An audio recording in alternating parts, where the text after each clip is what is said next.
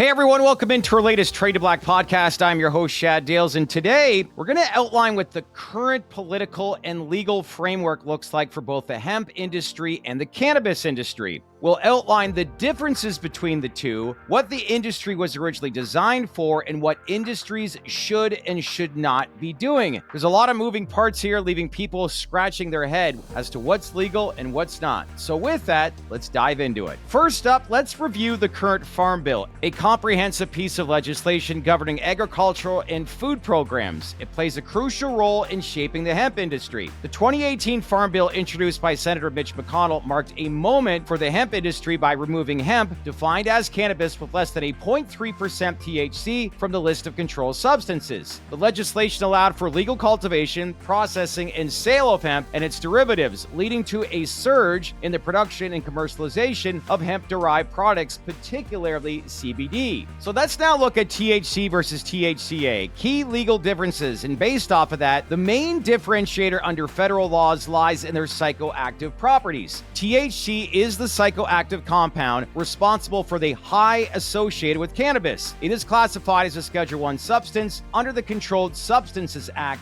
making it federally illegal. THCA, or tetrahydrocannabinolic acid, is the non-psychoactive precursor to THC. In its rare form, THCA is non-intoxicating, and it's often considered legal under the 2018 Farm Bill, provided it is derived from hemp and contains less than 0.3% THC by dry weight. However, when heated, it converts into THC, which can create legal complexities. So what are the current regulations? Hemp-derived cannabinoids such as Delta-8 THC, THCP, and HHC occupy a gray area in the federal law. Delta-8 THC is a less potent psychoactive compound compared to Delta-9 THC, and it's often synthesized from CBD extracted from hemp. While technically legal under the 2018 Farm Bill, its psychoactive effects have led to increased scrutiny and regulatory challenges. You don't say. THCP and HHC, newer cannabinoids, are also derived from hemp but face similar uncertainties. These compounds are not explicitly addressed in federal law, leaving their regulation largely up to individual states. This lack of clarity has created a patchwork of rules and enforcement, complicating matters for producers and consumers alike. So when we look at the current Farm Bill, the model includes several key provisions. First, federally legalized hemp, distinguishing it from cannabis based on its THC content. Second, state and tribal plans. States and Native American tribes are required to submit hemp production plans for the approval by the United States Department of Agriculture, otherwise known as the USDA.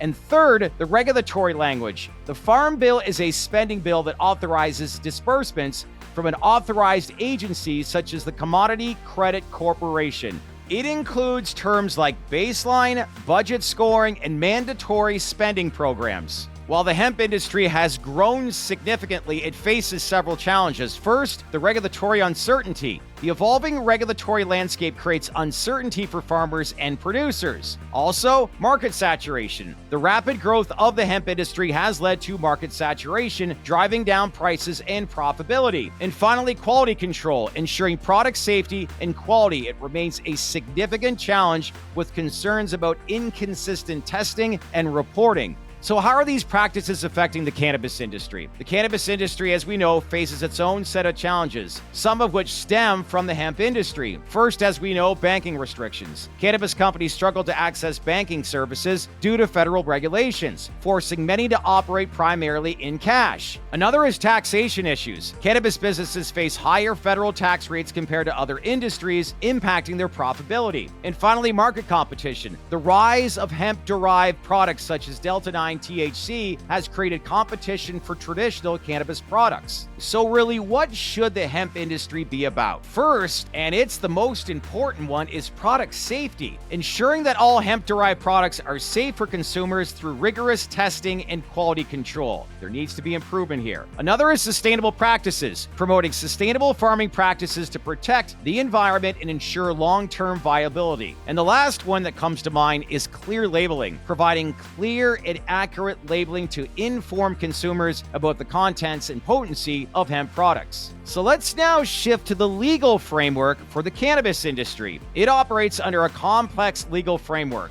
It includes licensing requirements. Cannabis businesses must obtain licenses for cultivation, processing, and sale. Also, packaging and labeling. Strict requirements for packaging and labeling to ensure consumer safety. And finally, the main reason why we're here right now is medical access. Continued access to cannabis for medical purposes for patients who need it. So based off of that, what should the cannabis industry be doing? Now that we've outlined what the hemp industry should be doing, let's take a closer look on the cannabis side. First thing is compliance, adhering to all regulatory requirements to ensure legal operation and consumer safety. Another one, and this currently needs improvement, is advocacy, working to change federal regulations that hinder the industry's growth, such as banking restrictions and taxation issues. And finally, innovation, which we're seeing more and more, investing in research and development to create new and improved cannabis products, something that rescheduling would help tremendously. So bringing this all together, yes, the hemp and cannabis industries are both navigating complex regulatory landscapes filled with challenges and opportunities. However, it is essential that both industries operate on a level playing field to ensure fairness and sustainability. The current loophole with the 2018 Farm Bill has allowed the hemp industry to exploit ambiguities, creating competitive imbalances that are negatively impacting the cannabis industry. Closing these gaps and establishing clear, equitable regulations would not only foster healthy competition, but also ensure that both industries adhere to their intended purposes, keeping the product safe. So that's it for today. It's a hotly contested topic, both industries from both sides. So let us know your thoughts by leaving some comments below. And as usual,